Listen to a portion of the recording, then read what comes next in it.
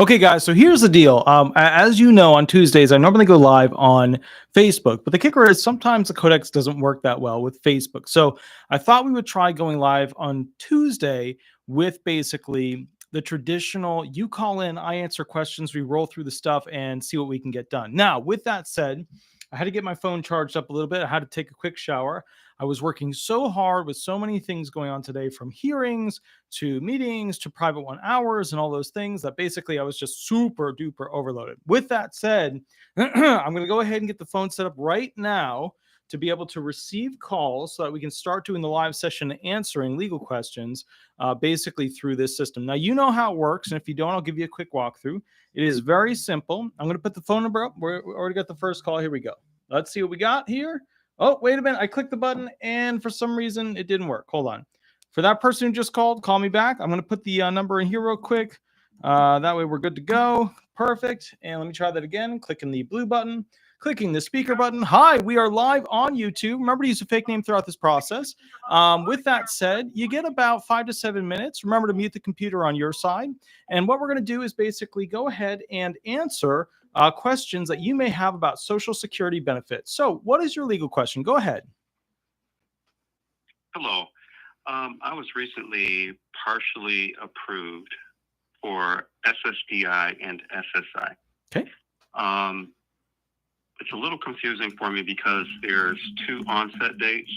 So I have a date and a certain time frame, and then moving forward as of, say, my 50th birthday. Mm-hmm. So it was a little confusing because the award letters that I'm receiving only tell like one half of the story. Okay. So I'm not sure if there's something else coming. But then also I have a perk interview. Yep, sure. Where basically they're asking for they were asking how did I pay my rent? And I've been receiving like long-term disability. Okay. So I guess I'm just wondering how much information they're actually going to need and how that's going to impact me because the long-term disability has to be repaid. So basically from your back pay, what's going to happen is you'll receive a check and then LTD Care will reach out to you and then pull those funds. The SSI benefits have restrictions on them, the financial restrictions. So the reason they're giving you concurrent allowance is that the SSDI benefits are not high enough to go ahead and get you up above the SSI amount. So how much is your SSDI amount per month? Well, the award letter that I received and what's on the Social Security portal says two different things. Okay.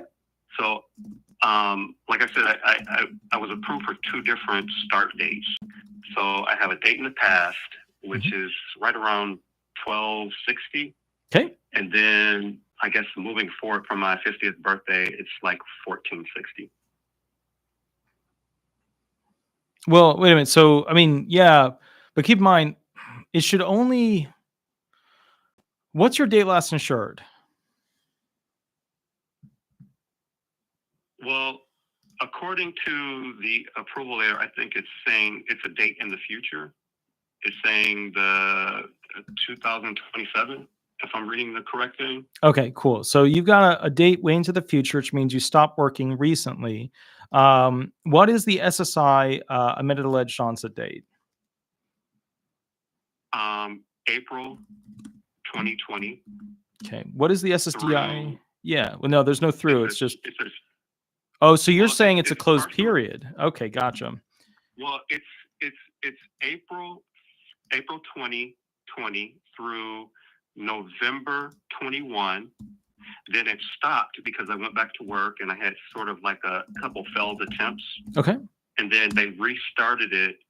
They said, okay, it would restart as of my 50th birthday, which is basically September of last year. Okay, cool. So what you have is called a closed period review allowance. And what that is where they will pick out essentially where you were disabled, you attempted to work and went over SGA, so they couldn't pay you for those months. So that little bubble there, that, April of 2020 to November of 2020 or 2021, that's one little bubble. Then you went back to work and then they, basically said, okay, you're not disabled during that time due to SGA earnings. And then basically when you turn 50, they just gridded you out going forward. So that's just a closed period allowance where you have, basically a little snippet of time where you were disabled. Then you went back to work, earned too much, and then basically, 50th birthday, they gridded you out. Now with the SSDI benefits, I'm assuming same gig for 2020 to November 2021. Yes. Okay. So yeah. So what you have here is your SSDI. Well, yeah. Go ahead. Yeah. Like I didn't have any like income from work. It was just all short-term and long-term disability. Okay. During that time. Okay. So the kicker is, basically you can wait. So you didn't have any work after November 2021 until your 50th birthday? Oh, November 2021. Oh yeah, I did. Yeah. I went back, but it was sort of go back for a month. I was out 3 months. Go back for, a couple months, then I would be out 4 months, so it was, they classified it as failed work attempts. Okay. Gotcha. Okay. So when you worked at those other jobs, you basically went there and quit or got fired within 3 to 4 months, correct? No, it was the same employer, but it's basically it's just a very nice benefit package. So like if you're sick, they pay you short-term disability like immediately. And then after 6 months, it moves over into long-term disability. So as far as like income is concerned, it looked as though I was earning the entire time. Okay. Gotcha. All right. But they figured it out from there. Yeah. Yeah, they figured it out. That the judge looked at it and say, okay, we thought it was actual earnings, like I was going in working 40 hours a week, but it wasn't actually that. It was actually short-term disability from being out sick. Okay, gotcha. So yeah, I mean, closed period review, you had some failed work attempts. What a lot of people don't realize, and one of the improper things that's on the web is that if somebody goes back to work, they're going to lose disability benefits in total. And the truth is, if you go to work, you become ineligible for those months you earn over SGA. But if you're working and then get fired after 3 to 4 months, or in your case, it was a longer period, but they had to split it up, then you have what's called the unsuccessful work attempts. And these failed work attempts basically help the judges get past element 4. Element 4 is, can you do your past relevant work, or PRW work? And the past relevant work represents, essentially jobs that they can't give you going forward into element 5, which is, can you do RTSW, relevant transferable skilled work, or semi-skilled work, or unskilled work? So if you've done jobs and got fired from them, that's incredible evidence to show that the marketplace that's available would not go ahead and support you with your disabling conditions. Okay, cool. So yeah, closed period review, not a big deal. Do you have any additional questions for me before I pop over to the next caller? Well, I guess I was just wondering how, because the SSI portion of it, they're going to hold that income against me, right? But it all has to be paid back. So I'm just wondering, how does that work? So you're only going to have to pay back for those months where you became eligible for disability benefits. And then basically you go ahead, they'll hit you with a bill kind of gig, and then you'll pay them back. It's one of the things that should have never been allowed by statute, where, you pay into this insurance program to cover you. They should have never been allowed to go ahead and recoup that money. So. Okay. Yeah, that's one of those things they should have never voted through, because remember, when you pay for short-term disability insurance, long-term disability insurance, when you pay for these things, you should be able to access them without having to pay them back, because you're paying for them in case the bad thing happens. If the bad thing never happens, they get to keep the money. If the bad thing happens, they get to keep the money. It's not fair and correct. It's a double dip situation. Okay. All right. But will SSI lower the amount that they're willing to give me for, say, that 5-month waiting period because of what I had coming in, even though it has to be paid back? So that 5-month waiting period, you're going to get some SSI, which they're going to shoot for. Because remember, the SSI, the bottom line is that you only take away 1 month of back pay from the beginning and 1 month of back pay from the very, once you're found, the month you're found disabled. So the point is, if you look at SSI, it's 1 at the beginning, 1 at the end of the months that don't count. For SSDI, it's 5 at the beginning and 1 at the end. So there's 4 months where basically you'll be receiving SSI benefits when you're not receiving SSDI benefits. And then during that period of time, they're going to try and capture those SSI benefits that you received when you weren't receiving SSDI benefits. Okay.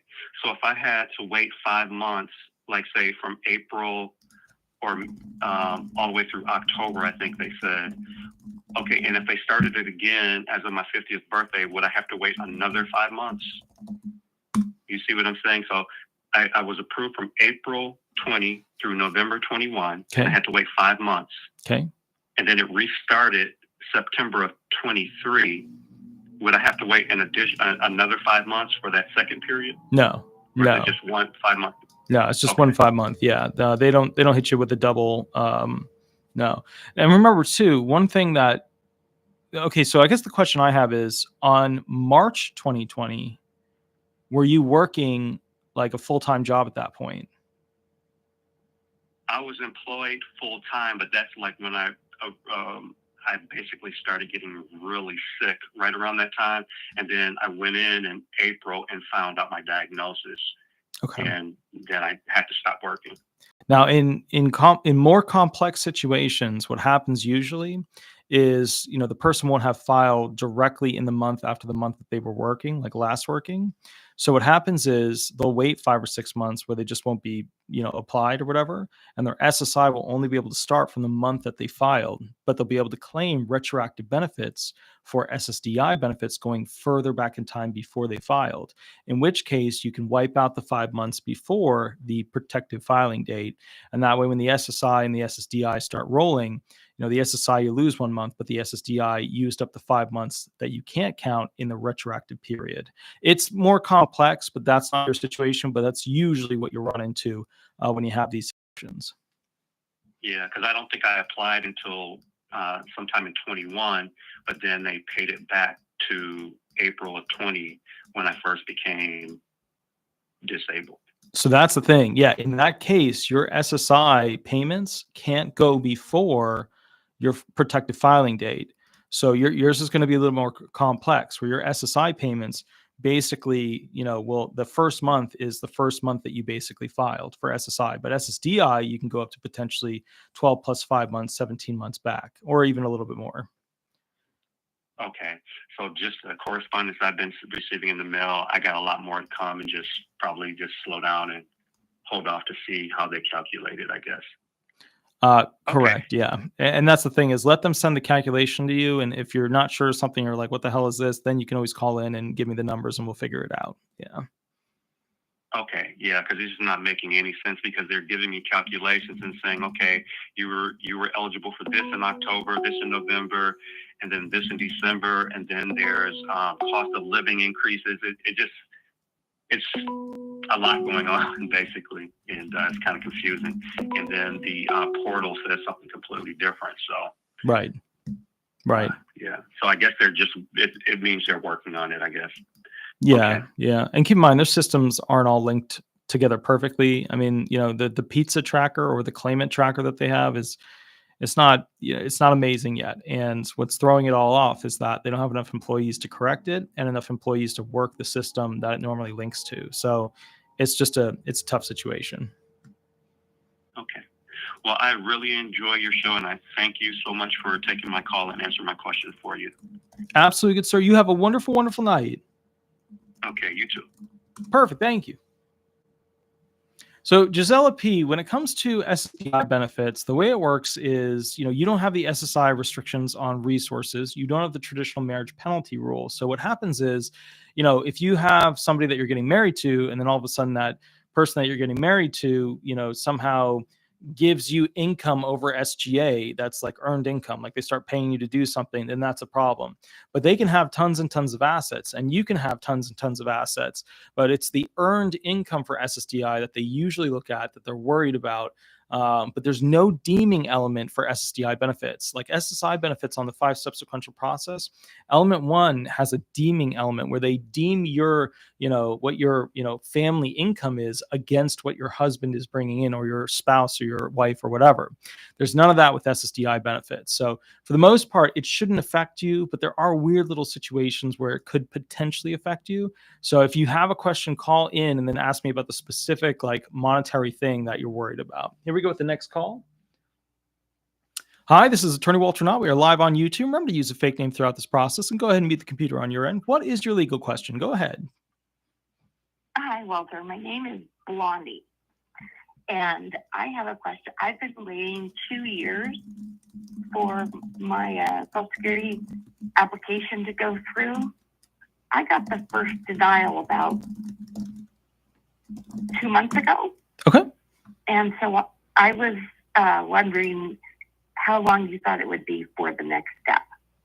So usually it's taking around 17 to 18 months for an adjudication at the initial, but for people that are non-repped, it's taking a little bit longer because they don't get the forms ahead of time. They don't complete things as quickly. It just doesn't roll as fast through. And what part of the country are you in? I'm in Texas. Okay. Particular area of Texas? Abilene. A bigger city? 2 hours west of Dallas. Okay. So, yeah, Texas is like that. I have claimants that literally live in another country in Texas. Like there is nothing around. Yeah. Yeah. Yeah. So I had one claimant where he had to drive like 4 hours just to go to a CE. It would have been easier for him just to go to Mexico, like that, literally for medical treatment, which he did. And I am 4 hours from Mexico. So yeah. Yeah, you're right. Exactly. So, all right. So, here's the deal. Texas is kind of like Florida. There's hot spots that are better and not as good. So like Central Florida is really bad. Houston, area is miserable right now. I would expect, are you currently represented by an attorney, like an active attorney or like a big box attorney? That's a good question. I have an attorney, but I only talk to the paralegal. So are you working with the attorney on, medical expert questions, upcoming hearing questions? No. Okay. No, I haven't. They say, call us back in 6 months and see if we've heard anything.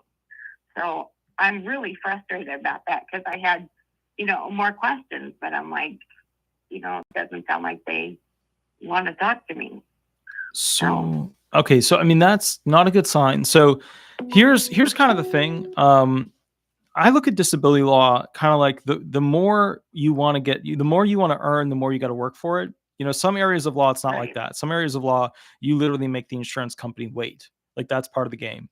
But, Okay. in disability law, that's not the game. The game is the more time the attorney puts into the claimant, the more effort they do with building the claim, talking to the claimant, telling the claimant what to do, the more likely the claim is going to be successful and approved. Now, I have horrific student loans. So my desire to win. Yeah. So, you live in that same horrible world that I do. But, all right. So, big thing is this. First off, you have to kind of look at, are there any specific things that expedite the claim? So if I bring up the statute real quick for I-2-1-40 SSA, we'll go through the critical claim status allowances. So, all right, do you have a terminal illness? No. Do you have any VA percentage for VPAT or PNT or, any of No. those? Okay. No. Do you have any? Okay, so you're not a wounded warrior and you're probably not a compassion No. allowance. Are you currently or about to become homeless? That depends on the day of the week. My boyfriend likes to. Okay, gotcha. If you can produce a document that shows like, imminent eviction, like that something is coming, then they'll use that to go ahead and expedite your claim. And let me read you the specific statute, I-2-1-40 subsection A5, dire need case, DRND. Okay. So what it says is the claimant lacks shelter, e.g. without utilities such that their home is uninhabitable, homelessness, expiration of a shelter stay, or imminent eviction or foreclosure with no means to remedy the situation or obtain shelter. So the main thing is, and then the other option is suicidal, homicidal over, 50, 55, 60, things like that. So, but the age groups don't really expedite it that much. It's really the dire need. I mean, the ones that get expedited like super fast are the Terry claims and the Cal claims. Like when you have a terminal illness, they'll put that thing right to the top of the pile, because so they have a number and it's around 10,000, but it's probably going up at this point because of how long it takes to get adjudicated. But around 10,000 people a year die waiting for disability benefits. So I heard you say that. Yeah, that's like a very negative smushy on their record. So what do they call that? A negative stain or what? A negative? What is? Yeah. How did they do that? I don't know. I know it's like a stain on it. Yeah. Oh yeah. Go ahead. Sorry. Yeah. Yeah, it could be. No, I have heard you say, you should fill out your function form in a specific way, and I did not do that. Okay. I didn't know at the time, and they haven't said, "Hey, redo this." And I was like, "Well, if I get approved, I don't need to do it, but I do it anyway." And I have a lot of medical stuff that I didn't give them, so I send it to them anyway, just in case.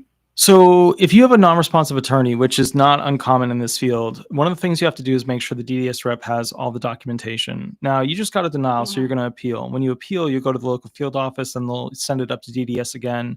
And then you'll sit with DDS in the developmental unit for, it could be 10 months, 12 months, 14 months, whatever, depending on how bad things get with this. And right now we're in the things are getting worse. But I think, to be honest with you, I think Commissioner Martin O'Malley is going to turn it around and start to get this thing moving and grooving faster. So I do have faith in his style of leadership, specifically for the SSA. So I think he can go ahead and get it to speed up. But with that said, as it is right now, things that speed up the claim, first thing you're going to want to get is basically a document that shows that you are in a homeless-like situation. So if your boyfriend is threatening to go ahead and kick you out and stuff like that, you can go to essentially a homeless help facility and sign up and receive services and get from them what's called a certificate of homelessness. So that certificate of homelessness is like a letter that says, hey, this is my situation, potential, bad, problem where I can't go ahead and get housing and I'm constantly almost getting kicked out. And then you can use that to expedite the claim. That'll speed it up. That's the first thing. Number two is that you can basically go ahead and make it easier for them to approve it. So what you would do is you would go ahead and take whatever the listing level criteria is or whatever's close to it for your impairments and get your medical record to match whatever the listing level criteria requires. So like, give me an example. Are you mostly mental or physical impairments for your claim? Both. Okay. So give me a mental impairment or just either one. It's fine. PTSD. Okay. So for PTSD from working with the military. Yeah. Okay, cool. Wait, you are military? No, I just work for the military. Oh, okay, gotcha. Okay, so I'm not in the military. I work for a contract or worked for a contractor. Okay, cool. Okay, gotcha. No problem. Let me scroll through here. Okay, so we're going to go to SSA disability listing 12.15. We're going to scrolly down until we get to the 12.15 trauma and stressor related disorders. So your doctors, every time you visit them, whether it's like a psychiatrist, psychologist, or behavioralist, remember, we want specialists. We do not want nurses. We do not want advanced registered nurse practitioners. We want specialists, the people who study the specific issue of PTSD. So you're going to look at the main things that they want. So they want these things. I'm just going to read them off to you. Exposure to actual or threatened death, serious injury, or violence. So with your situation, and obviously speak in generalized terms, was there a threat of death, serious injury, or violence? Not to myself, but to those I serve. Okay. Okay. My PTSD was that something would happen to them. Okay, gotcha. Number two, subsequent involuntary re-experiencing of the traumatic event, for example, intrusive memories, dreams, or flashbacks. Yes. Avoidance of external reminders of the event. Yes. Disturbance in mood and behavior. Definitely. Increases in arousal and reactivity, for example, exaggerated startle response and sleep disturbance. Yes. And that these things severely or extremely affected your understanding, remembering, and applying information? I I think that is part of it, yes. Well, think about it. I mean, if you're having a hard time doing Well, functions, yeah. Right. Yeah. I wasn't able to continue with my job. I tried another job and I wasn't able to continue that for the same reason. All of a sudden I was having the same symptoms over and over again with them and I had to quit. Gotcha. Next one, interacting with others. I would like to stay home and not talk to anybody. Concentrate, persist, or maintain pace. Difficult problem. Yeah, for this one, so okay, and then we'll do the last one, Yeah. then I'll kind of summarize what each of these in my brain, like where I Okay. go with them, because these are just words, but the way I like to think of them is sometimes helpful. But the final one is adapt or manage oneself. It's decreased. Okay. I'm having problems with that. So the way I like to think about these, so adapt or manage oneself, I like to think about like, something happens on your daily routine and then you got to figure out what you're going to do to change it. So like your car breaks, what are you going to do? The police pulls you over, what are you going to do? The shower breaks, what are you going to do? Then concentrate, persist, or maintain pace. I like to think of that as like you're at a job and like you're doing a specific job and you got to keep up. You got to keep up with somebody else with doing that same job. You got to keep up and you're concentrating and you're persisting. And you're trying to keep up and maintain pace with that other person. Interacting with others is where you're on like a team thing, right? You have other people around you. You got to hand off reports. You got to make a widget, stuff like that. So when I think of interacting with others, I think of like more of like an open office or an open manufacturing area.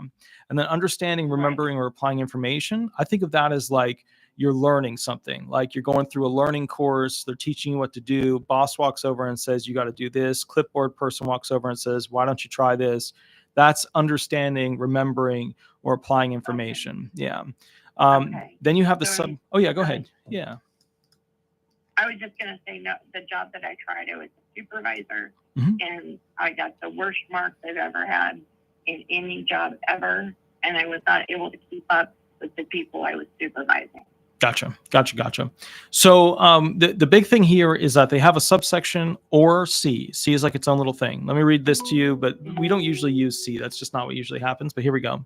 Your mental disorder in this listing category is serious and persistent. That is, you have a medically documented history of the existence of the disorder over a period of at least 2 years, and there's evidence of both medical treatment, mental health therapy, psychosocial support, or a highly structured setting that is ongoing and that diminishes the symptoms and signs of your mental disorder. And marginal adjustment, that is, you have minimal capacity to adapt to changes in your environment or to demands that are not already part of your daily life. So element one, let me read it to you again so that you can kind of see how my brain kind of, chews on it. It was like, okay, this is how this works. Medical treatment, mental health therapy, psychosocial support, or a highly structured setting that is ongoing and that diminishes the symptoms and signs of your mental disorder. So you are in a structured, sanatorium situation, behavioral facility situation, inpatient, at a mental facility, so many, days of so many months. You have repetitive, continuous medical treatment that is aggressive, that they're doing a lot of tests to see what your capacity is. And then as a result of that, you have marginal adjustment. That is, you have minimal capacity to adapt to changes in your environment or demands. So as a result of even all of that medical treatment, that's heavy duty stuff over a 2-year period, you're still not changing, adapting, and getting better. And so even after they've tried all this stuff, like they gave it their all, you're really partaking in medical treatment, you're inpatient at a behavioral facility. Even after all of that, it's still not working. That is not true of me. Right. So I've had lots of testing and psychosocial evaluation and all of that, but I'm not inpatient. I haven't been or even close. Gotcha. So, and that's the thing is when I talk to people, I'm always like, look, you should look at inpatient stuff as an option because now I got to ask you a tough question. Is this a situation where somebody is taking care of you, so you live in a little bubble and never really get frazzled or have to go apply for a job or try to get out of your comfort zone? Well, I kind of live in a bubble. Okay. I don't have to leave the house if I don't want to. Okay. I have lots of therapy animals. Okay. So, and here's the thing. We don't, as a firm, even take those claims because they're so hard to win. Because in order to win it, you have to be outside of that bubble, and your, PTSD, anxiety, depression, bipolar, panic attacks, mood swings, whatever, that is the list. It never gets a chance to really show how bad it truly is. Because think about it. If you're living in this bubble and you have all these support animals, and you never have to leave, and nobody bugs you, you don't have to pick up the phone, you don't have to do any of that stuff, then you're living in this hypothetical kind of like fabricated existence that keeps you from getting upset. You have to get upset and interact with tough situations for the medical providers to see what your impairments are actually going to be like as a result of you trying to deal with situations. And so one of the toughest things with these claims is that when somebody like lives in the bubble, the medical professionals, they just keep prescribing that medication over and over and over. Nothing changes. They're never getting marked as severe, and it's always moderate. Okay. Is it easier / better for me to have the dual, the mental and the physical? Or it doesn't matter if I have the mental, they're just going to kind of say no? You're going to want both to increase the likelihood that you'll get a vocational allowance, which means that the more impairments you have that limit your ability to do a functional task at a job, like a regular 8-hour a day, full-time job, the more likely you are to be found disabled. So the thing is this, the SSA is set up to either look at your impairments in a claim with either one impairment or all impairments. If you have one impairment that meets a listing level criteria of severity, like let's say you have an amputation and both your hands are missing, or both your feet are missing, or your entire leg and half your hip is missing, then you meet, equal, or exceed a listed impairment, boom, you're found disabled for that one disability. But if you have all of your impairments combined, there's no way that you can do a basic job, right? There's no job in the dictionary of occupational titles that you could potentially, do, because you'd be off task, you'd be missing too many days of work, you wouldn't be able to do certain functions, there wouldn't be any transferable skills, whatever, Then in that case, you'll be found disabled with the weaker approval, which is the vocational allowance. Okay. I appreciate all your help. You are fabulous. Thank you, I madam. want you to know I have learned so much from listening to you. Oh, thank you. I appreciate it. Any additional questions, don't be afraid to call back. And next time you call in, ask me how to deal with bubble claim situations and things you can do while still staying in the bubble, but also basically getting the evidence you need. Thank you, Walter. I'll do that. Absolutely. You have a wonderful, wonderful night. Good night. Thank you. Bye-bye. So real quick, I'm going to go ahead and I want to do a shout out. Kevin, thank you for the $2 donation. Again, another $2 donation. And Gisela, thank you for the additional $5 donation. That's absolutely awesome. Very, very cool. Let's see what we got here. The next call coming in. Let's see, speaker. Hi, this is Attorney Walter Hnot. We are live on YouTube. Remember to use a fake name throughout this process. What is your legal question that I can help you with? Go ahead. Hello, Attorney Walter. This is David. I've spoken to you before. Sure. I believe I'm within my last 30 days before the decision has been filed. I've gone this whole route without an attorney. Okay. Things have turned for the worst now for me, and I'm in the hospital, and I'm finding out some rather disturbing news. So I was wondering, do you think I should call the SFA and let them know that, I don't know, will they look into what's happening to me now at this time or not? So if you're within 30 days, you have to figure out, so let me ask you this. When did you go see their doctors? Because that will tell me how much time you have before they render a decision at DDS. I think it was about 6 or 7 weeks ago. All right. So here's the thing, that 2 weeks after that, they've got their med records in at that point, unless something held it up where another medical facility wasn't like sending them in. It's probably at this point with the manager of DDS, or more realistically sent up either for quality control or basically being sent back to the local field office. What I would do if I were you is I would call DDS tomorrow, which is Wednesday. So you should be able to, and then ask them, has my claim been submitted to the DDS manager to quality DDS. control or the field office. Okay, DDS, quality control, or field office. Yeah, DDS manager, quality control, or field office. If it went to the manager, the decision of whether it's going to go to quality control or the field office is, that's the tree that you're looking at. If it's already hit quality control, then, they've got it. They're making a decision on it. It's potentially an approval. If it went straight back to the local field office, expect a denial. With that said, if it's still with the DDS rep, tell them the specific medical evidence, where you are, what the diagnosis is, stuff like that. They'll go purchase it with an 827 from the medical facility, and then they'll add it in, and then basically they'll put another month on your claim to go ahead and figure out the details as to where you're at. Okay, very good. Perfect. Sounds good, good sir. Yes. I will catch you a little bit later. Oh, yeah. Yeah, go ahead. Oh, man, thank you. Thank you, good sir. You have a wonderful night. Bye. Thank you. Bye-bye. Hi, this is Attorney Walter Hnot, Disability Resolution PA. We get about 5 to 7 minutes per claim. Remember to use a fake name throughout this process. What is your legal question? Go ahead. Hi, can you hear me? Yes, just go ahead and mute the computer on your end, and then you'll hear me directly through the phone as opposed to the speaker, through the internet, through the computer, through the yada yada. Yeah. Okay, it is muted. Perfect. Okay, I have a question. So I am 51 years old. My trade, I am a registered nurse, BSN. Okay. I worked at the same job since 1993. I started as a patient care tech. In 2005, I became a nurse. Okay. And I worked as a nurse there until 2019. Okay.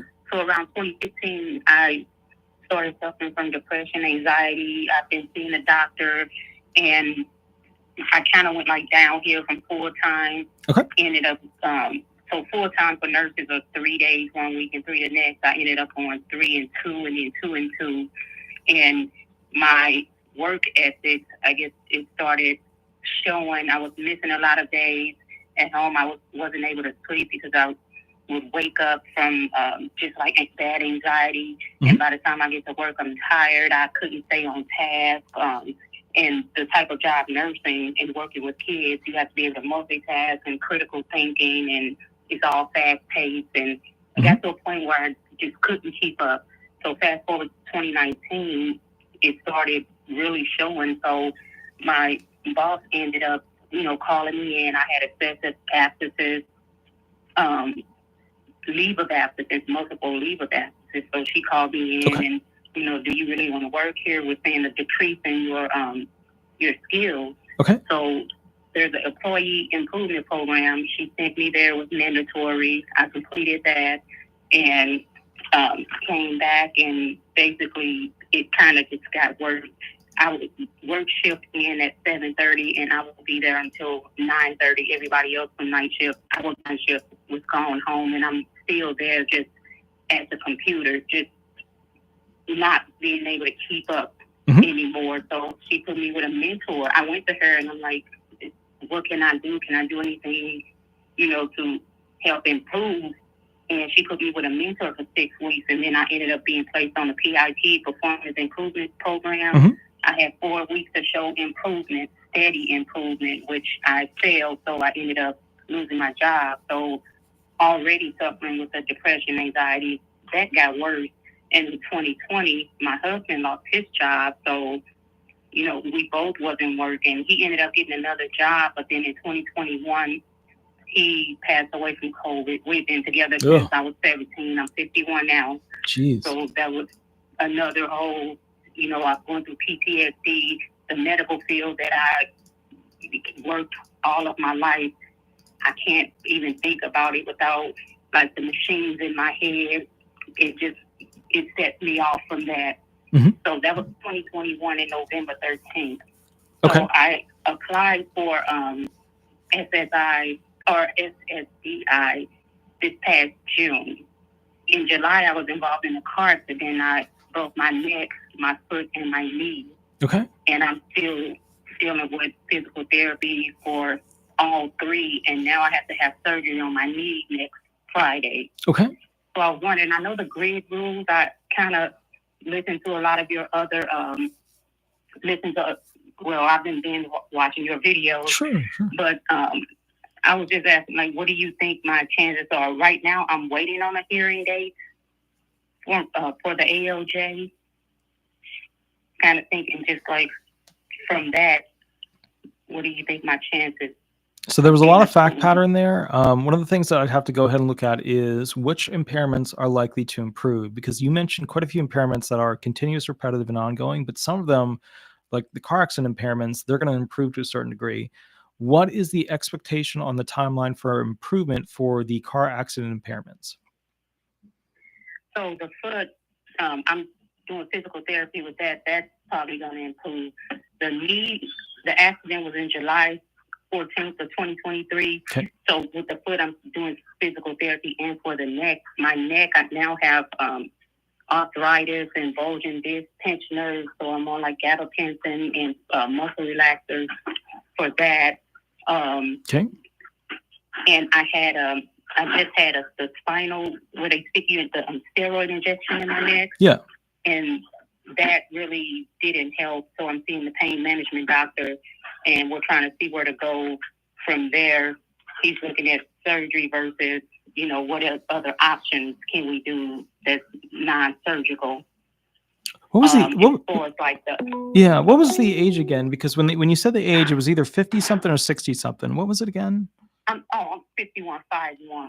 Okay, so I applied last year. I was 50 when I applied in June of 2023. So you've got to be light and sedentary capacity. So all right, let's talk about the basics. Can't drive. Yeah. I haven't driven since the accident because I can't get behind the wheel. That's like really bad PTSD. I wasn't at fault with the accident, and I was in the hospital for a week and the rehab center for 2 weeks following that. So this is either going to be what it sounds like, a grid out of vocational allowance. It doesn't sound like listing level criteria yet, but I mean, those are super severe. Obviously not a compassion allowance listing. So under the potential vocational allowance, let me ask you this. When it comes to your ability to lift both arms above your head, are you able to do that? I can do that, but it's so I have like the pain in my neck. That'll cause pain in my neck. Mm-hmm. And like ongoing, maybe 3 times a week, I have it where it goes down my arm and my whole arm just goes numb. Like the neuropathy, like I couldn't even open a water bottle. Okay. So I'm seeing a neurologist ongoing for that. Okay. So, all right. So here's some of the things that you want to shoot for. So, okay, number one, you want to be able to explain why you can't reach your arms above your head, because if you can't have bilateral reaching above your head, most basic jobs are off the table under the Dictionary of Occupational Titles. Another thing is you have to be able to show that you couldn't be able to get, you couldn't be able to stand up and basically get back down onto the ground into like a seated position or laying on the ground without, somebody assisting you, because a lot of this chair I'm in keeps creaking and I'm worried because like literally the armrests and everything are so loose on it that they're like 2 inches left to right wiggling. So I'm just gonna have to get another chair in here while I tighten this one up at some point. But I'm like, if you hear me fall, it's because this chair needs like some serious work. But so basically the other thing is being able to go ahead and, get down to the ground, get all the way back up. Another thing that you want to be able to talk about with limitations are what things would keep you from being off task from basic job functions. So like, for example, if you had the simple job of putting prices on items at a grocery store, why would you be unable to do that job? Walk me through it. I feel like I wouldn't be able to stay on task because my attention span is really bad now. The attention span that I used to have is like I drift off. My memory is not like it used to be. I forget a lot of things. And actually standing up, if I stand for, like I walk in the kitchen, if I stand for like maybe 45 minutes, my back is gonna, I have to come and take extra dose of my gabapentin, and it makes me tired. Okay. So medications. And also, oh yeah, go ahead. Yeah. What's kind of different is I live in Missouri. So the program where they have the loved ones get paid to take care of their loved ones. Yeah. I have that person that the state gave to help me with like ADLs, and cause I can't go up and downstairs. That's part of my knee issue. So I have someone come out 7 days a week for 3 hours and 45 minutes to help with ADLs and as far as like bathing and, you know, hygiene. Because, I mean, to be honest, I probably wouldn't do that. Like, she would come and she's kind of like my encouragement because I would be like in such a bad depression because I have 5 kids and just, you know, I would just have a fear like me dying or getting in another car accident. Who's going to be here for my kids?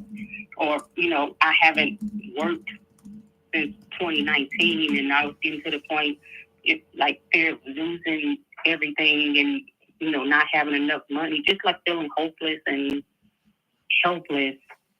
And that's kind of like an everyday thing. So when I get anxious like that, I have to take my, I take Xanax. And then I have to sit down because that's going to make me tired. And it comes out of nowhere. So I can, you know, just be doing something, looking at my phone, and it just all comes over me. And I have to take note. Now, I'm not driving, so even if I'm riding, I have to take it.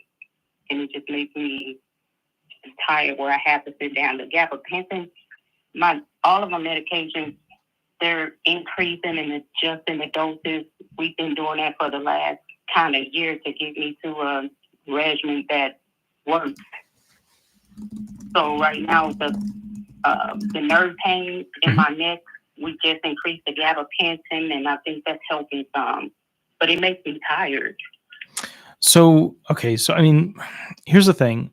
It sounds like it's primed. I just don't like, I'd have to see the medical evidence to know specifically what the doctors are saying about, you know, symptoms, signs, diagnostic impression conditions, to be able to say, okay, like this is the way to go with it. Usually when I have a claim like this, it comes down to the briefing where I go through the evidence.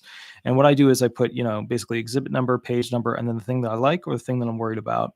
And then I go through all of those before the hearing, and then I get the claimant ready to go ahead and answer tough questions and basically maximize the potential of getting a good answer in to kind of swoosh the judge in a positive direction. In your situation, it sounds like a pretty good setup. But, you know, one of the big things that you're going to have to look at is what type of judge do you have? Do you have a judge that's more relaxed in their adjudication style, where they're going to take those impairments as they are and think, okay, they'll probably continue? Or you're going to get a judge kind of like what I had today, where the judge is going to hammer on what's in the record, what can you prove, what has signs, what has symptoms, what's objective evidence, what am I excluding, you know, all that kind of stuff. And so, right. And so a lot of it depends on the kind of judge you have, and that's how you have to prep the claim to go in front of that particular type of judge. And so I'm assuming, I mean, do you have an attorney at this point? I mean, you have a hearing coming up. You're going in front of a judge. So I'm assuming you have one, right? I mean, yeah, but I don't know if it's normal not to have any communication with the attorney until the hearing. But like since the appeal, there's no communication, and I don't know if that's normal or we're not supposed to talk until the hearing. It's not supposed to be like a failing marriage, if that answers the question. Yeah. It's not, I mean, I was going to ask, like, if I was to get another attorney, like disability resolution at this point, would that be bad? So we get a lot of people who call us to switch over at the hearing level because they really haven't been able to communicate with their attorney. I always tell people, and this is just my thing because I think it's the ethical, moral thing to do, is to try to get their attorney to be more active, run hearing questions with them. Now, if the attorney comes back and is like, nope, not going to do it, not going to touch it, then I'll take the claim and work it and usually get it rolling. But we only take claims where the prior attorney is willing to withdraw for rep and fees. And here's why. Way back in the day, there were some big box firms in Orlando, the biggest box firm, which should tell you exactly which one it is. And they would make a lot of money off of claims that I would get and then win, and then I wouldn't get the full fee. And so they were getting a chunk of money without doing much work, and I would sit there and be cranky and angry about it. So it's one of those things where, the other firm has to withdraw for rep and fees for me to be able to take over the claim. Now, if you want, we can run some real quick hearing questions to see how prepared you are for this situation. Remember, bullet points, no story mode. You got to hit it where it's just a quick, simple answer. But let me know if you want to do that. Yeah, I do. Okay. I do. So we're going to skip the whole. So normally the way it would go is go ahead and state your name for the record, date of birth, current age, left or right-handed, level of education, yada, yada. We're going to skip all of that. But go ahead and explain to me, what are your top 5 impairments that limit your ability to work that you believe are severe? I suffer from anxiety, depression, PTSD, chronic neck pain, and knee pain. Okay. Can you explain to me, when it comes to these pains that you have, what is the actual condition that causes them? So, as far as the PTSD, I would say that comes from the losing my job that I had worked for 26 years, car accident, and also the loss of my husband. Would that count? No. So here's the deal. When okay, so there's 3 things you got to know. Medical conditions are the medical condition. They're like the degenerative disc disease, the slip disc, a joint issue, etc. Then there's symptoms. Symptoms are things that you have that we can't measure.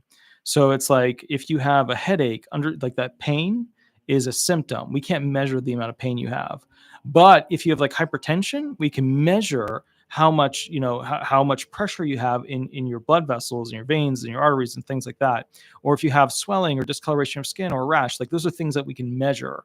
Those are signs. So conditions, the medical condition, symptoms, things we can't measure that affect you in a negative way, unless you have superpowers that go in a positive way, but that doesn't help you for disability benefits. And then there's signs, which are basically like symptoms that we can measure. So chronic neck pain would be essentially a symptom.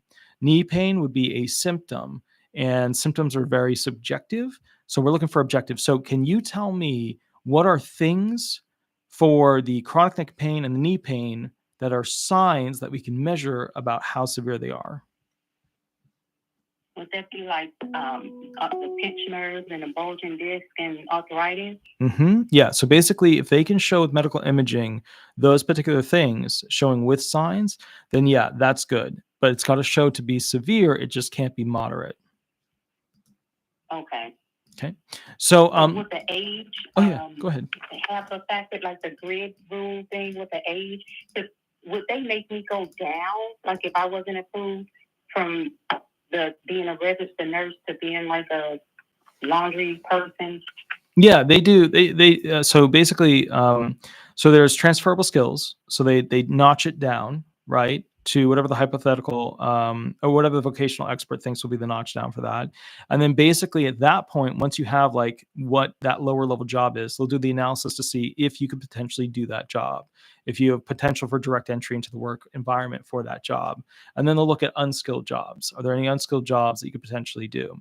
Now, they're going to look at your age. They're going to look at your capacity to do sedentary or light work. They're going to look at your education background. Now, you're a nurse, which means you have above high school, which means that you go into a different grid for that particular option. So what it's going to come down to some degree is what are your sitting abilities and also your standing/walking abilities. So as potential for grid out. So knee pain, chronic neck pain, like, are you prescribed a walker with a seat? Are you prescribed 2 crutches, 2 canes, a wheelchair, a rollator, anything like that? So I have those from the accident: wheelchair, crutches, and walker. Right, but beyond just the accident, because the expectation is that will over a 6-month period improve. Like, and what we're looking at here is, will you need those repetitively going forward on a daily basis to be able to do basic household functions? Oh, okay. Well, I don't know. After the knee surgery, I don't know how that's going to go. Right. I know I'll be down for another 6 to 8 weeks. Right. You're not going to be like moving and grooving, but you're going to be basically better to the point where you might be able to walk unassisted, right? Yeah, I guess it depends. So I had an MRI of the knee and the neck, and it showed a lot of arthritis and some other words that I can't remember. But there's a lot, cartilage loss and degenerative stuff. And he said he got some osteoarthritis that's not going to get better. That's due to age. So, and it's caused the pain as well. now keep in mind, like you're bringing this up as a counter to essentially how you could potentially win, but you're starting to see the weakness in the claim as to how the physical side isn't going to be as strong as you thought. So then your brain is going, okay, well, how do I get into a grid out potential? And then how do I use my mental to bolster it, which is good. That means you're thinking in the right direction. So let me do this because we're probably way over time. Yeah, we're at 19 minutes. So Okay. yeah, but I'm going to take one more phone call for the night, and then I might do one extra video because I do have to go to the homeless help facility tomorrow, which is always like an event. It's like going to a bad concert and seeing a band that but you've seen it before. But so yeah, so with that said, try with your prior attorney, see if you can get them to care, push. And if it really isn't happening, I can walk you through what the transition period looks like, how it works, and all that jazz. Okay, yeah, I would like that. Perfect. You have a wonderful night, Thank you for taking my call. Absolutely. Thank you, madam. I'll catch you later. Bye-bye. Okay, bye-bye. Hi, this is Attorney Walter Hnot. We are live on YouTube. Remember to use a fake name throughout this process. Also, you get a legal question where we take about 5 to 7 minutes. What is your legal question? Go ahead. I was wondering if on the SSA.gov you log in and you can see your account and stuff. If it says like I had an overpayment and I appealed it, okay. How long do those usually take to resolve? I mean, it depends on the type of resolution you're seeking. Are you seeking them to completely waive it? Are you seeking just to do a payment plan on it? Is it one of those things where you're... It was, they took money. They say I owe money because they say that I owe a certain amount and that it's incorrect. That I wasn't overpaid because I had gotten adult benefits. I got approved for that, but okay. I wasn't receiving it. Okay. And I didn't get the back payment when I got approved. Okay. And I have I sent the bank statements in and everything showing the amounts that I actually received. So they owe you money. They're saying I get. Yeah. No, they don't. No. They don't. It all evened out in the wash. Oh, okay. Yeah, but that was like 3 years ago, and it's still showing on my thing. So I had another overpayment that I finished paying off. That's gone now. It's clear. So I'm just wondering what the deal is with that since it's been so long. So here's the deal. When were you notified that you had this new overpayment? 2021 or 2021, I think, or 2022. So what's one around then? It's really weird. Okay, have you appealed it through multiple appeals, or is it just sitting at the initial adjudication stage? I believe it's just the initial phase. That is a really long time for. Yeah, that's what I thought. That's why I've been meaning to. Yeah. I guess what I would say is this, and you're just basically. I don't want to say anything to them because it'll start. Right. Keep in mind, Congress is doing a massive thing right now with overpayments, and they're using it as a political thing to go after Biden/Trump. So, Commissioner Martin O'Malley, like his main big thing is dealing with the overpayment issue because it's going to hurt President Biden going into the next presidential cycle. So, humda. You're technically supposed to, like, as an attorney, I'm supposed to tell you should build your claim, present your claim, and go ahead and get them to reduce, whether you're submitting a... Yeah, I already did, though. Yeah. I already submitted all of it. You know what I mean? So I'm just wondering why it's still sitting there. I know they're short-staffed, but that seems... I mean, if it were... I've never had an overpayment for that much. It's like $4,000. Yeah. I've never had an overpayment for that much, but that's what's making me nervous about it. Yeah. That it's been that long. So here's the thing, you're supposed to follow up with them, yada, yada. But if they have everything and they're not responding to you, if it were me, I would wait until after the election cycle is over. And the reason why is that overpayments are going to be used specifically by the Republicans to poke the bear of the Democrats because, it's one of those things where Republicans are looking for any reason to lessen the, I am the savior of Social Security arguments that the Democrats usually use. And so... Yeah. You don't want to become a target of essentially, I don't want to say, but like, You have to be smart about it. They may do a waiver on certain types of overpayments going forward, in which case your butt better be first in line. However, if this thing turns into a political shit show, which it always potentially could, then you want to stand back until basically the dust settles in January, February, and then kind of knock on the door and say, casualty of the election. right. So, because of the unique political situation relating to that, I would, since you've already submitted everything, give them the time that they need to review it in essentially January, February of next year. Yeah, I just logged in just so I can tell you exactly what it says. It says a waiver or appeal is associated with part or all of this overpayment. That means they haven't done anything yet, right? Well, it sounds like you submitted a 632 and they're adjudicating that. Oh, okay. Yeah. So if you have the 632 in, then they're going to look at partial or full waiver of overpayment and then kind of go from there. It's also only $4K, which is like a lower amount. So, I mean, you know, they got big fish. They got big fish to deal. They got 50 grand, 100,000. They got big fish out there. 4K ain't big fish, you know? Yeah. And you said that they're willing to negotiate with you on if you have an overpayment, and they'll take $10 a month. I mean, right? Usually not 10. They usually take like 150 to 200, okay. But you can nudge them down to usually like 50 or even less if you can prove that you don't have the funds to go ahead and do it. They wouldn't do anything except the 10% for me for the last one, and I filed an appeal with that too. But I just started paying it. I had already started payments or whatever, and my daughter had an overpayment for the same thing as well, and it's not valid. It's not valid either, and I filed an appeal for that one. And they told me that since the money was already taken out, that Since the money was already taken out, that they stopped hers. I paid mine. They stopped hers, and they said since the money was already taken out, that they weren't gonna give it back to me until the appeal was done. Well, I finished paying on mine, and hers, we still haven't gotten the money back for the appeal. That I don't know. It's just deja vu. It's always something with them. What's tricky about this is that I can tell you the way it's supposed to go, but the way it's supposed to go is not what's happening. Yeah, that's not what's happening right now. Yeah. They don't have enough staff. And then remember too, the SSA has a lot of compartments. Like, if you go, and that's one of the things Commissioner Martin O'Malley was talking about, like fixing, was that everything is super compartmentalized at the SSA, where it's like, okay, well, this is the SSI overpayment person, and this is the SSDI overpayment person, and this is the person that does this and this and this.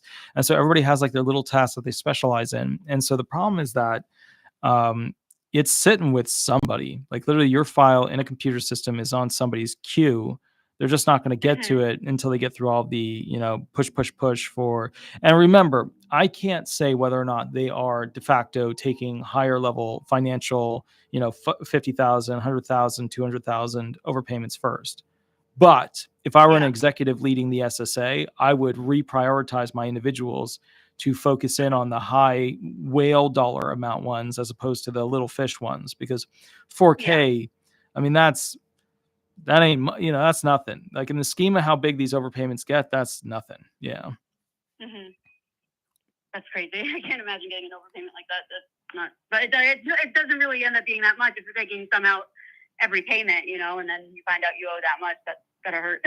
Yeah. I mean, but I totally hear where you're coming from. I would just be very careful with proceeding with how aggressive you are at getting them to make an immediate decision. I'm not going to touch it. It's not broke, don't fix it. But do they, since I was approved for the adult disabled child benefits, but then they were taken away because my dad wasn't on disability anymore before I even got them. Now when my mom gets on Social Security, do I have to apply again, or am I already approved? Because if I was disabled before 24, I was disabled before 24. Right? I would apply again, because remember, they're automatic. Really? Yeah, they have a system now that's supposed to catch stuff like that, but I would not trust it. And immediately upon a parent passing away, becoming retired or disabled, I would submit, what is it, the SSA? I think it's the SSA 4, right? I don't know. I had to do an interview over the phone or whatever. Yeah, it's just, if you Google SSA-4-BK, application for Social Security benefit child insurance benefits, it's just SSA-4 PDF. You just grab that one, submit it in, you're good to go. Okay. Yeah. And then remember how you've been talking a lot about like if they wanted to really if hackers wanted to really get us to take the Social Security payments or something like that, Mhm. to that effect. That I have a Direct Express card for my daughter's account because Mhm. it's not my name on the account. Sure. And since like October, it's been like acting up. I've never had a problem with it really, but I noticed a lot of people have been going online and stuff. Yeah. And it's been getting declined when it's got plenty of money on it. Mhm. And I keep getting it frozen because of fraud. They keep saying it has a fraud flag on it, and it hasn't been used at all. And I've just been having a lot of problems with the Direct Express card. And this past weekend, well, the first of the month, this month, it like went out bad, like, and for the whole, like it was a 4-day weekend for them because you called and they just hung up on you, said call back at a later date. They're experiencing high call volume, call back at a non-prime time, and it didn't matter what time you called, if it was 3 or like they were.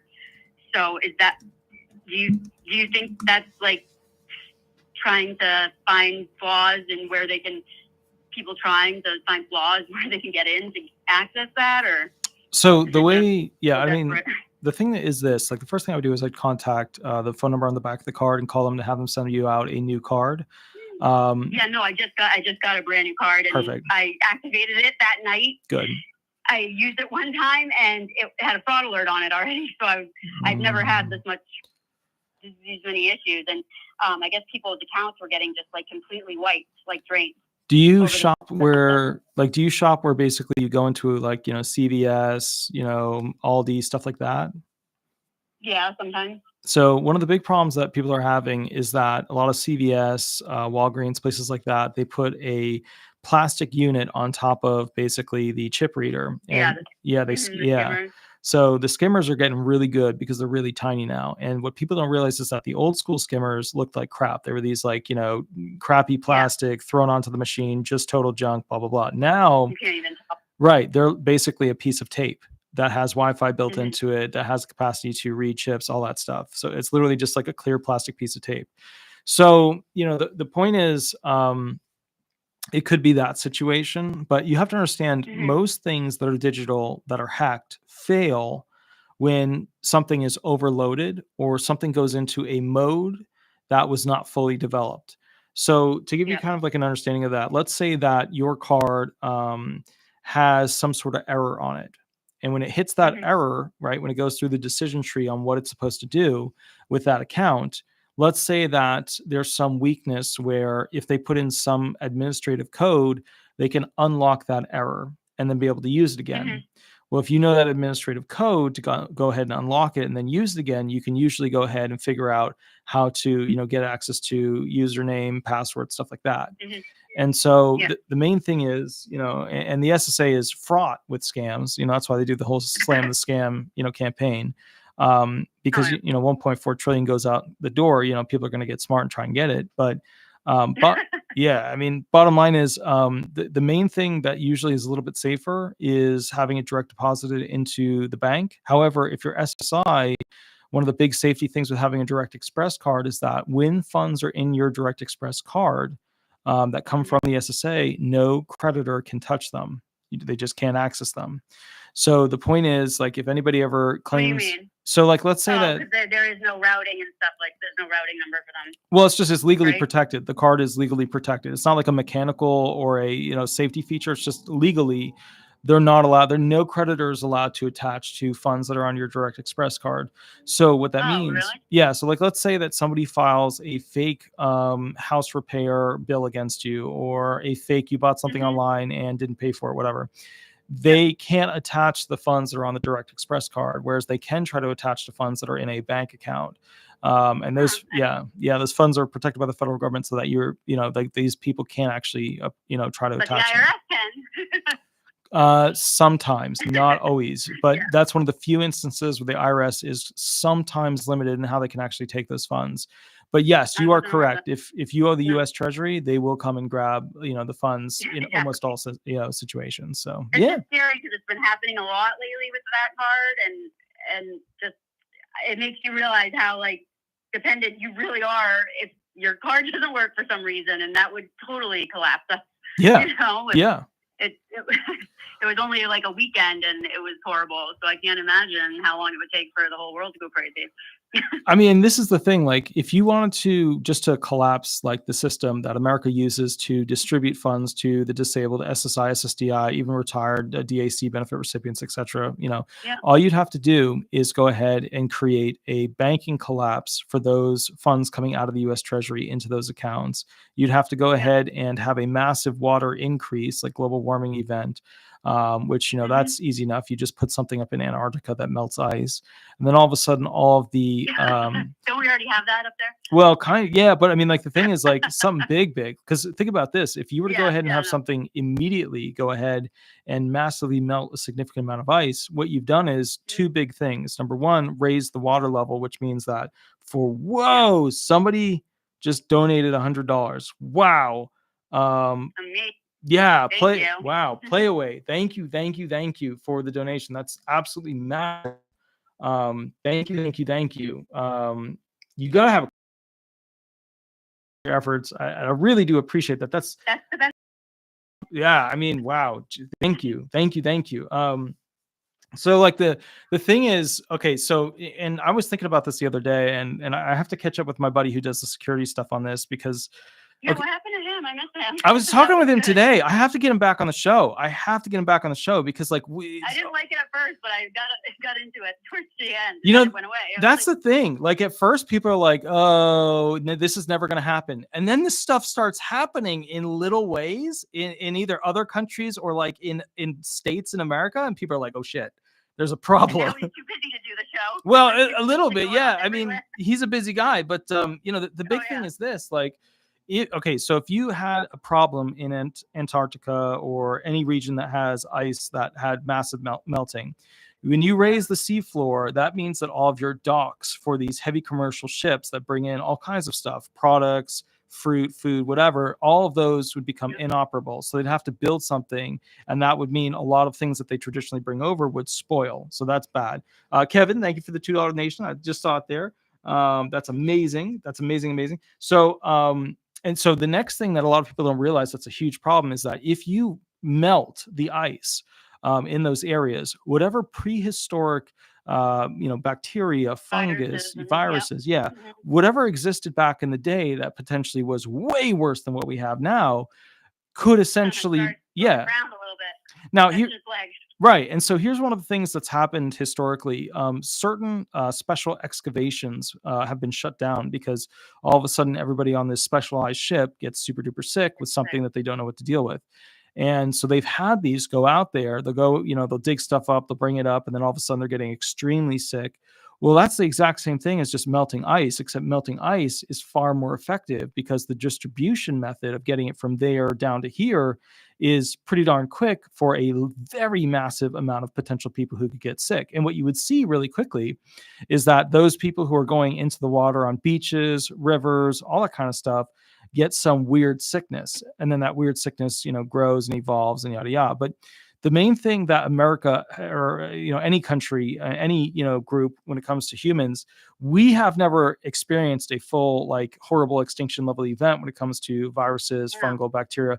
We've come close, but we've never had it at that level. But that stuff exists. COVID wasn't even really an extinction, that was. I mean, that was an extinction level event at all. COVID was kind of light because we had a lot of medical technology. Yeah. We had the CRISPR program to figure out how we can drag and drop DNA.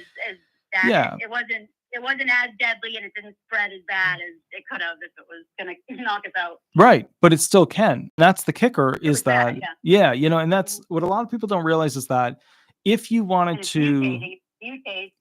Different, So one of the things that I always talk about being like a scary thing, because a lot of people will tell you the most dangerous thing on earth is not nuclear arsenals, it's the AK-47, and there's a lot of truth to that. But the reality is the most dangerous thing on earth is a small thing that can get into our bodies that affects our white blood cells and our ability to go ahead and either restrict healing or hyper heal. Because a lot of people don't realize, like AIDS does one thing to our body, HIV, right? And we're not able to go ahead and do the proper healing, etc. And then there's other types, right? Where our immune system hyper tries to fix, and then our body attacks itself.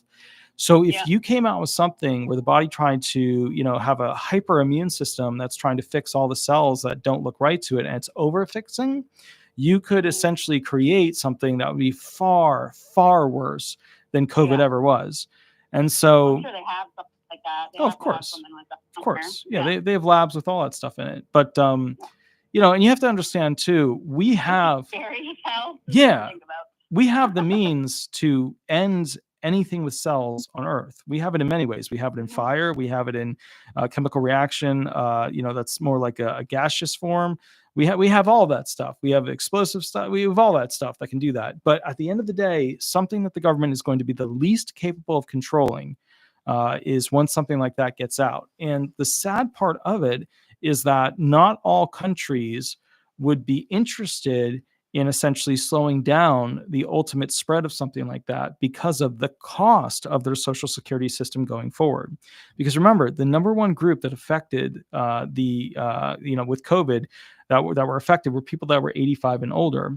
Now, if you cut out a lot of people that are 85 and older, you significantly reduce the cost of the social security trust funds in every nation, Japan, China, America, etc., which means that you help the trust funds last longer by allowing a certain percentage to be essentially culled from the farm animal environment. So, that's terrifying. Even more terrifying is something strategic. So I mean, and you got to keep in mind too, your own government saying like, we know you paid into this, but like we can't cut it to your check anymore. So. Well, that's the thing is a lot of people don't realize, but like Medicare, you pay into your entire working life and then you pay an amount every month. Retirement, you pay into your entire working life and then you don't pay in more once you're retired. SSDI benefits, same kind of gig as that. You pay into it during your working life and then you don't pay into an additional amount thereafter. But the kicker is with all these programs at the end of the day, they require a strong economy to be able to afford them and a new continuously growing youth to go ahead and work and pay taxes.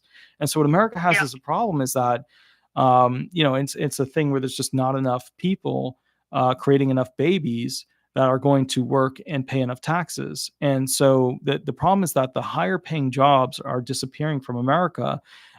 Things are becoming more expensive. So it's like this perfect storm. And then you add on top of that, the international currency exchanges where people like other countries buy US tender to buy products.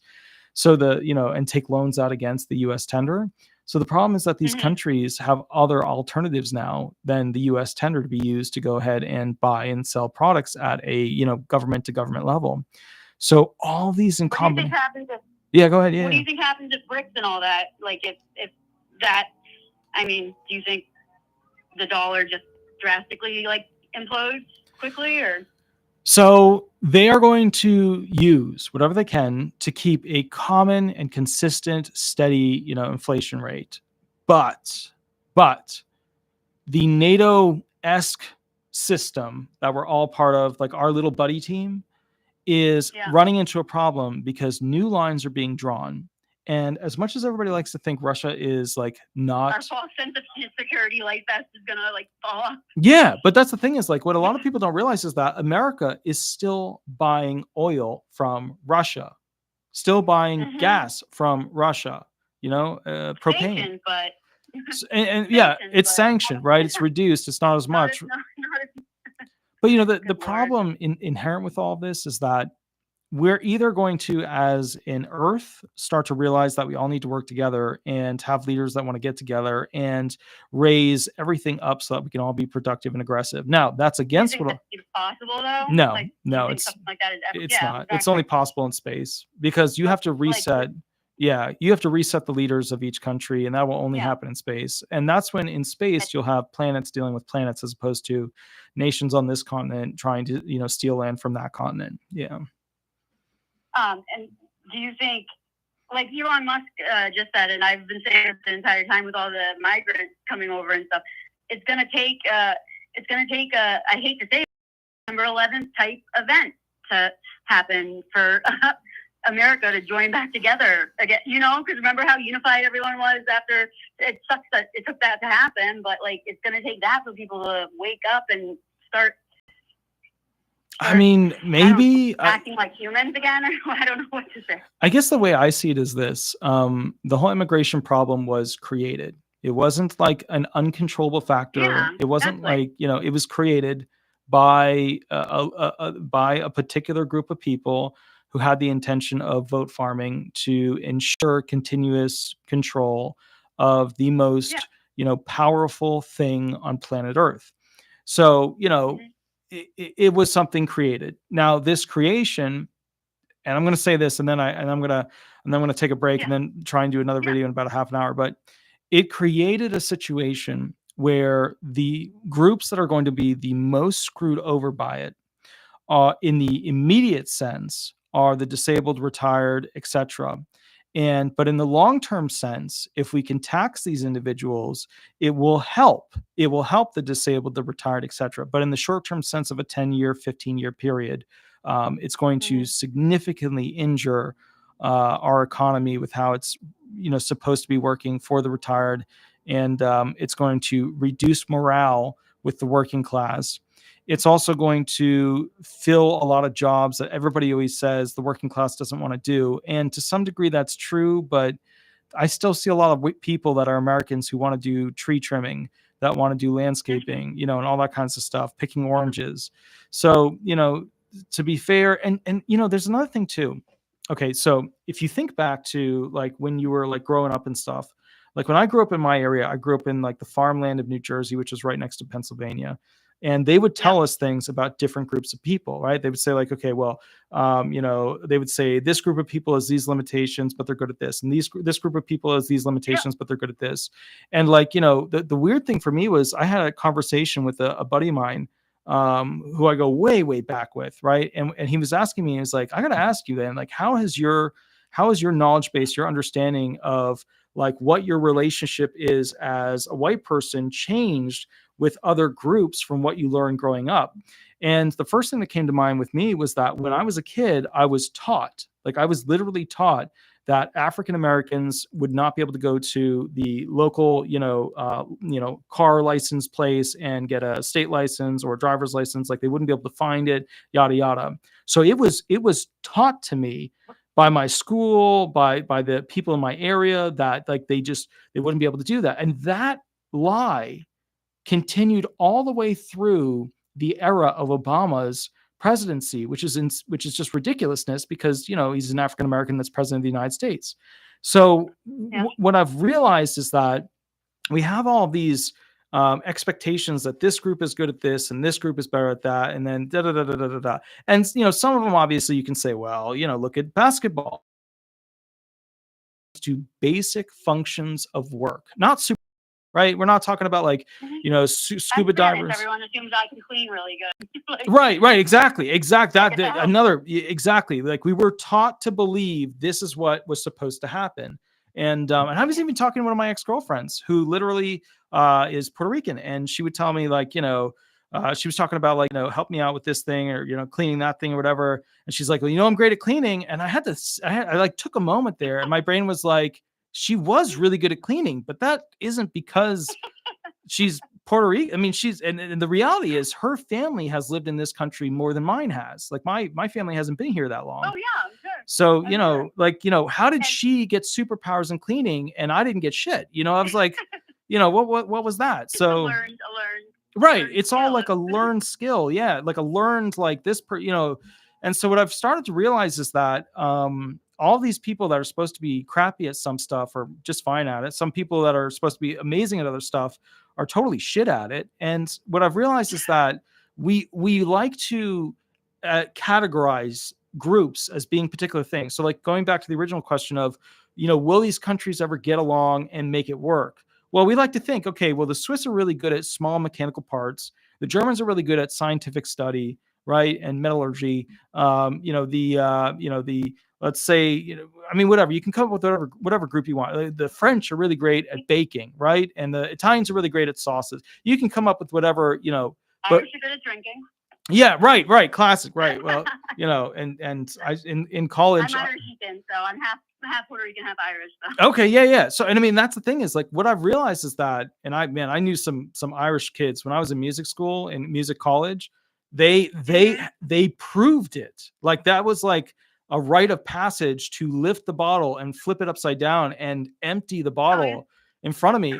And I remember drinking the stuff and thinking, like, this is poison. How could you ever, like, like you would pee fire, like it would be a religious Get up and do it again tomorrow. right. Like I just, like a biblical moment would come out of me if I had that. So, I didn't know how to do. So I guess from my perspective is when we start to realize country to country that, everybody is going to be good and suck at certain things and nobody's going to be great at everything or bad at everything. Right. So it's just everybody's going to have like their thing, and it's not going to be massive group. Like that's the thing is China is getting too expensive for us to have stuff made there. And nobody trusts China because of their government. Right. So now they're looking at Mexico and Africa. And so, now we're looking at, okay, well, how do we set Africa up to go ahead and manufacture the items? How do we continue to have Mexico manufacture the items because the labor is cheap and we can trust them and yada, yada, yada. But again, you'll see over the next 10 years, we'll be like, wow, those Africans, they're really good at making blah, blah, blah, blah, blah. Or we'll be like, God, the products coming out of Africa are total shit and da, da, da, da, da, da, da. Right. And that's how we'll start again, where we'll be like, oh, gee, and that was the thing too. Like if we look at Japan, way back in the day when Japan started making stuff for us, we were like, oh, this isn't very good. And then by the end of it, the stuff made by Japan was like incredible. It was like incredible. Like the guitars that came out of Japan were just incredible, better than like the, American made ones. So it's just tough because, and keep in mind, like I'm a lover of music instruments. Like if you find me a fine Steinway piano, I will sit there and listen. And and then you get people that are like, oh, that New York Steinway that was made doesn't sound half as good as that, as that German made Steinway, all this stuff. And I'm sitting there and I'm like, it's just a different tone. It's a different sound. It would sound better with these songs than those songs, But, from my perspective, like instruments are like people there. Yeah. But, it's a weird thing because we don't think of, and people are afraid of all the governments getting together because that's a one world order and people don't like that. And, people will reach out to me and they'll be like, dude, you're a Mason. You want one world order and all that jazz. And I have to clarify, I'm the shittiest Mason on earth. I haven't been to lodge in, I don't know, maybe 5 years, maybe 6 years, whatever. I pay the fees every, year, but I just haven't been to lodge. And so, I think people get Masons confused with Illuminati too sometimes. Yeah. People that don't know about what they... Well, I mean, the Illuminati is part of a very small section. It's its own little special group inside the Masons. Yeah, it's like very sub group. And so like, and there's all kind of the Christian Knights, right? That's a super small group. York Rite, Scottish Rite. Those are bigger groups. But the point is, like, It was like originally a labor union, wasn't it?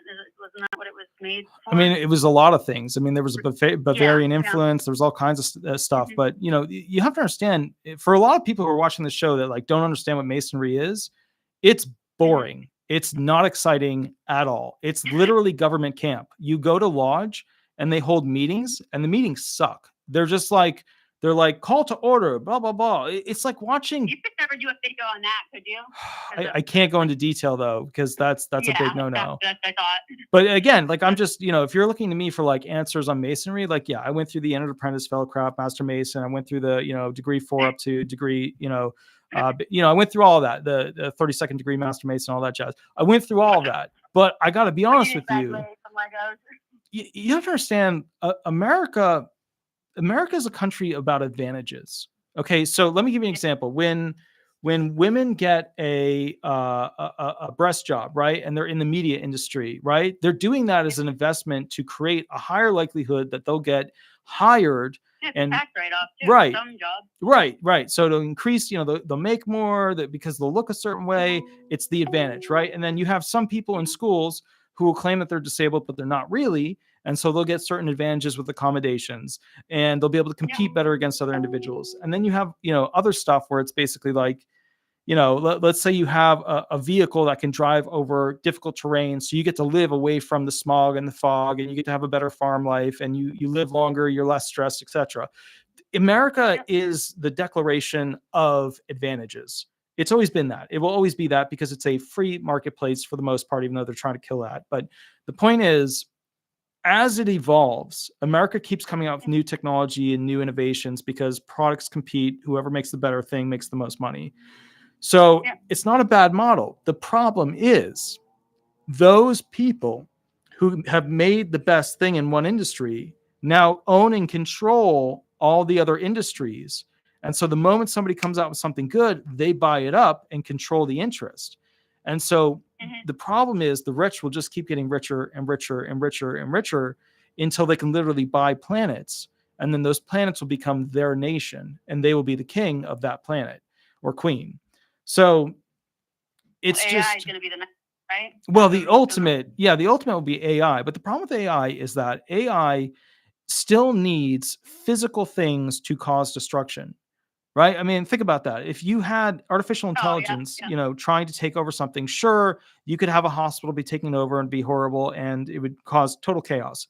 But that would not, in and of itself, overthrow a nation unless it had, key codes to the football, that kind of stuff.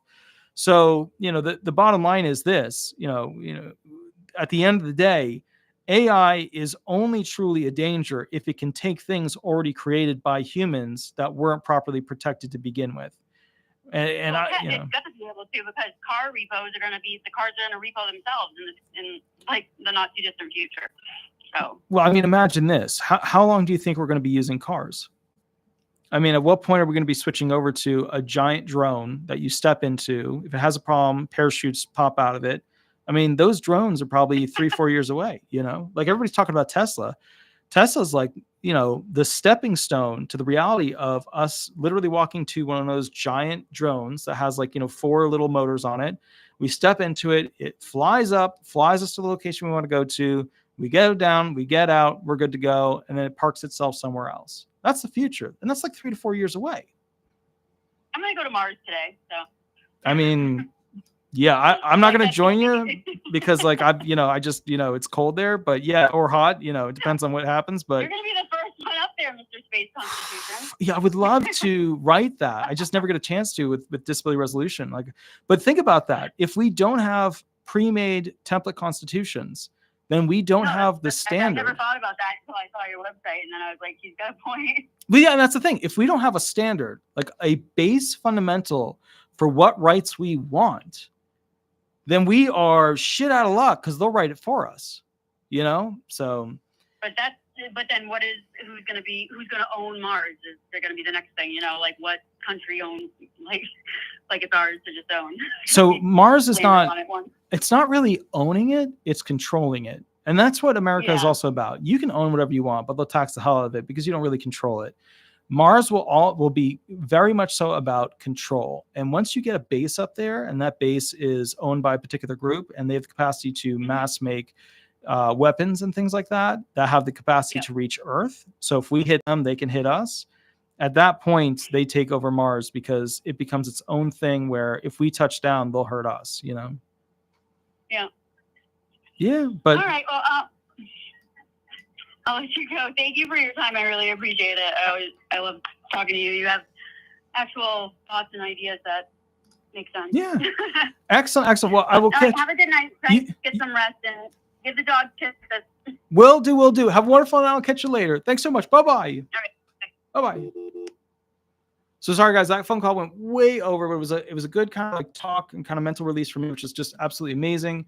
Again, I want to ahead and thank specifically the people who donated, which is just absolutely incredible. I haven't gotten a chance to go through all the questions and comments in here. If you want to put the questions right at the bottom, I will go ahead and take a look at them right now so I can answer some of the questions from the chat section. Because keep in mind, when I'm doing the stuff like this, it's hard for me to see.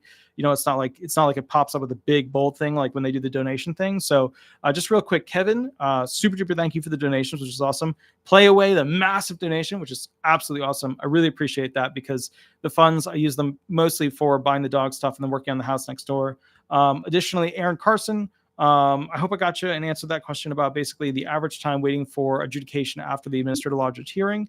Let me put a little heart on that, which is awesome. And then I can't scroll up any higher, but basically all the other individuals who donated, I really, really appreciate it. That's absolutely amazing. Let me check some of the questions down here and see what's going on. Let's see. Okay, question. Hi, Walter. I have an upcoming continued hearing, and I would like to speak to someone about my case. is your minimum 1 hour, 250 my hearing scheduled for 4/1/24. Yeah. So basically, if you want to do the 1 hour where you have like an upcoming hearing, or you're in a CDR and you want me to review the documentation, or you're like figuring out your plan for like, you're at a job, you want to go on disability benefits, what's the best thing to do? What are the best programs to buy into, sign up for, etc. That's fine. If you go to the bio link, I think if you scroll down, like 1, 2, 3, 4, 5 sentences, you'll get to the private 1 hour phone call. Actually, let me grab this little link right here. And what I'm going to do is copy. Well, let me see if I get the whole thing. Yeah, copy and paste it. What you do is you just grab this PDF, you go ahead and basically fill it out. And then you go ahead and email it in. You send the payment to PayPal, or you mail a check-in. If you mail a check-in, it takes longer for me to schedule it.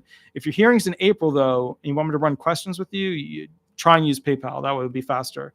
Danny, ICURN, very cool. Thank you for the $4 donation. We'll try calling tomorrow. Thank you for all you do. That's awesome. Thank you. There was also an individual who said that she emailed me. And I'm just going to I'm not going to say the full name, but I just wanted to go ahead and take a moment to say this person did write a thing in there. It was from Lauren, sent emails to both of your email addresses requesting 250 appointment, no response. I checked the email server and I have not gotten an email from you. The other thing is this, I checked the junk folders and I still didn't see it.